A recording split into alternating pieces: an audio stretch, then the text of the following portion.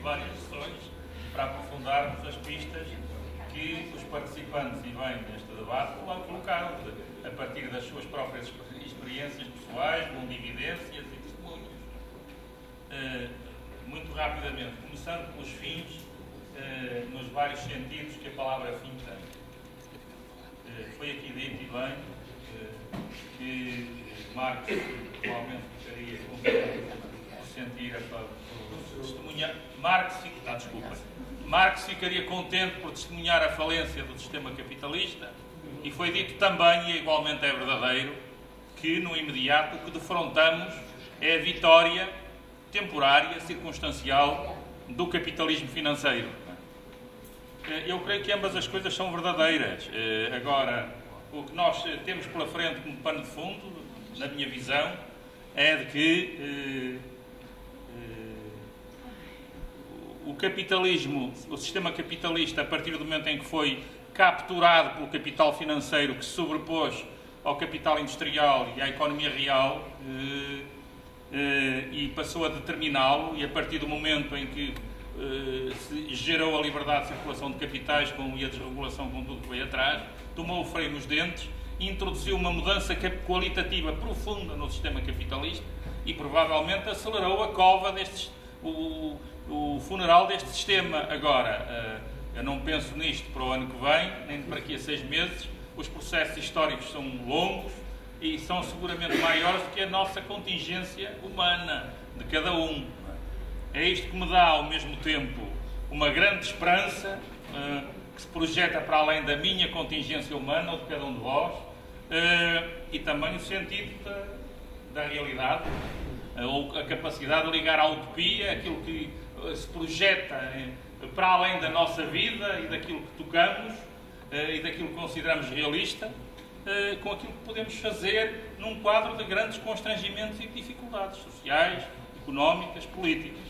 Em resumo, há muita gente, há teóricos, designadamente os que estudam os chamados sistemas mundos e as teorias do sistema mundo, que têm a tese de que esta crise é estrutural, não é apenas uma das crises cíclicas dolorosas do capitalismo, de contração do capital para iniciar um novo ciclo de expansão, mas que é mais do que isso, portanto, a chamada destruição criativa do capital, que alguns ouviram falar, e que também nas empresas os teóricos do neoliberalismo como modelo de gestão utilizam para desenvolver a treta do aproveitamento dos riscos, das oportunidades contidas nesta crise, como nos consolam,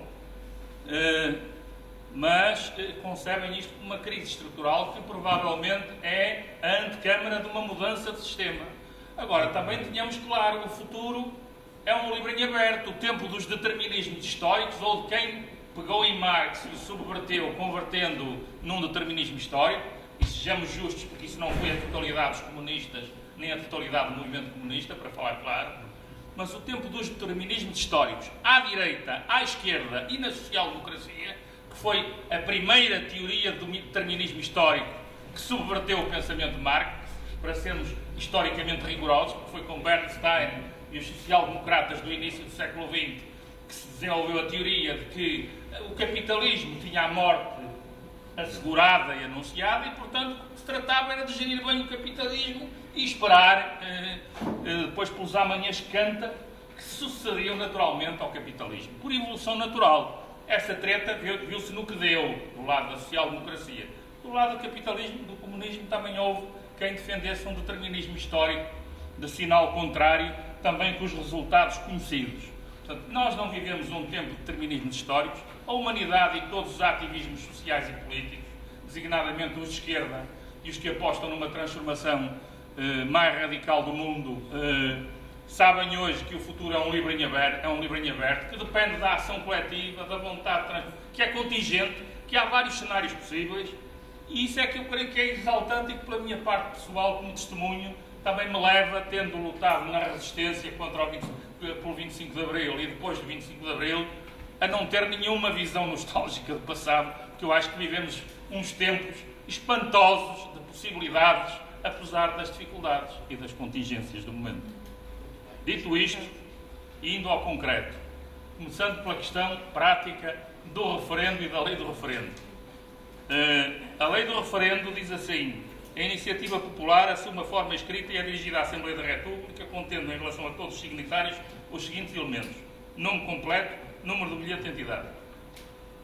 A Assembleia da República pode solicitar aos serviços a verificação administrativa por amostragem da autenticidade das assinaturas e da identificação dos signatários. Da iniciativa constará a explicitação da pergunta ou perguntas a submeter a referendo. Cada referendo só pode ter uma e uma só tema, com o máximo de 3 perguntas. Depois do resto, isto para dizer o seguinte: eu não sou jurista, não vou antecipar uma conclusão jurídica sobre isto. É evidente que os poderes públicos tenderão a reagir sempre negativamente ao risco de verem por referendo popular contraditada uma sua política e, portanto, estejamos preparados, quando nos abalançarmos a um tal projeto, a encontrar pela frente todas as manobras capciosas e mais umas, jurisdicionais e outras, para dificultar a aceitação de um tal referendo. Num referendo que não convém aos poderes constituídos do momento. Agora, o que podemos dizer é, como não houve ainda nenhum caso destes, podemos dizer que em relação às petições, aí a Assembleia da República tem aceito a identificação por via eletrónica dos signatários. E só se isto, uma petição propõe a debate na Assembleia da República. Normalmente os grupos parlamentares encarregam-se de despachar aquilo, não generosamente, mas rapidamente. Mas uma petição pode forçar a discussão de um tema e, eventualmente, acionar a adoção de uma resolução ou de uma recomendação para a Assembleia da República. Um referendo, estamos a falar de uma coisa diferente. É para discutir um ato legislativo. Mas encontraremos muitos outros obstáculos, por exemplo, as tentativas políticas e jurídicas para dizer que a matéria do referendo fere com princípios constitucionais ou interfere com os poderes reservados da Assembleia da República, que, segundo a lei do referendo, são matérias que não podem ser referendadas. Ou que interfere com o Orçamento de Estado. Eu já estou a ver, contra a exigência de um referendo contra a privatização da água, não é? A treta do Sr. Passos Coelho e da inefável Ministra do Ambiente, que percebe tudo, desde a agricultura, à florestas, ambiente, como sabe, sendo professora de Direito na Universidade Nova. Já estamos a ver, não é, a dizer que isso provavelmente interfere com os projetos em curso relativamente à Troika, ao programa da Troika e aos benefícios orçamentais que resultariam da privatização da Águas de Portugal, por exemplo. Isto não é para nos acovardarmos, é para termos em conta tudo isto, que faz parte do realismo político, e noutros termos o Vasco Lourenço também apelava quando discutimos aqui a ação. Não para abandonarmos as utopias, mas para termos um diálogo e uma tensão fecunda entre as utopias e os projetos realizáveis em cada momento. A outra questão é, e o que é isso, colocava outro companheiro aí, da inconstitucionalidade. Quando falamos na crítica a este governo, ao que vem aí, ao programa da Troika, quando falamos em constitucionalidades, estamos a falar de quê? Bem, é evidente que nós não devemos pôr o carro à frente dos bois também.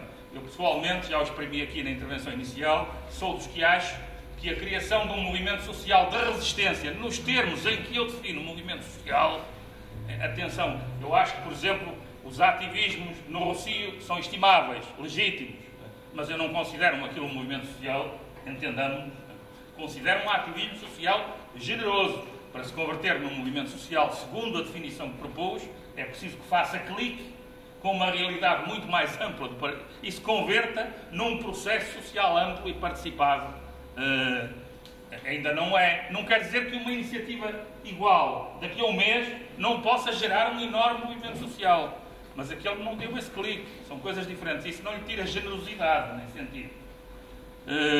Defina os seus limites, para não termos ilusões de que em quaisquer circunstâncias qualquer grupo consegue, por generosidade de intenções e por sacrifício próprio, converter-se num movimento social. Em relação à Constituição, eu só vou citar aqui, textualmente, para não perder tempo, algumas coisas que assinalei e que vale a pena lembrarmos.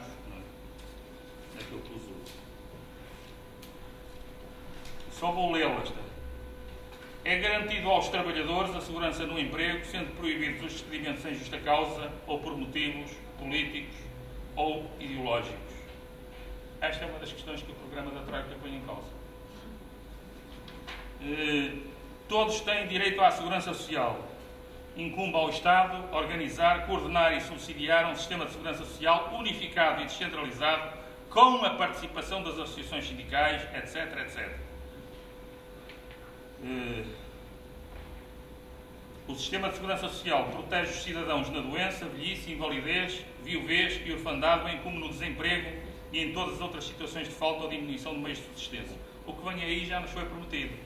A passagem do Ministério do Trabalho e da Solidariedade, a parte do trabalho para a economia, para o Ministério que é tradicionalmente capturado pela CIP e pelas empresas, significa, obviamente, uma concepção assumida e total de mercadorização do trabalho e da sua conversão num mero custo das empresas, sujeito à lógica económica das empresas, com tudo o que aí vem de destruição, de tentativa de destruição, calma, mas de tentativa de destruição do que resta, de equilíbrio entre trabalho e capital ao nível específico de um direito de trabalho que foi concebido historicamente exatamente para reequilibrar uma relação que no domínio do contrato civil estava em nome da liberdade de ambas as partes contratantes e da sua igualdade formal, estava evidentemente desequilibrada contra os trabalhadores pelo poder patronal nas empresas.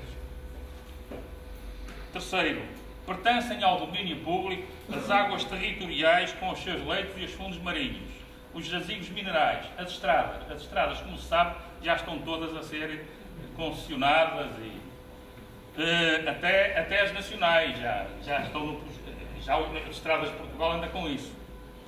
E por aí fora. Sistema fiscal. O sistema fiscal visa a satisfação das necessidades financeiras do Estado e outras entidades públicas e uma repartição justa dos rendimentos e da riqueza. Digam-me lá onde é que o programa da Troika, o que está aí, significa o reforço da repartição justa dos rendimentos e da riqueza por via da tributação fiscal. Saúde.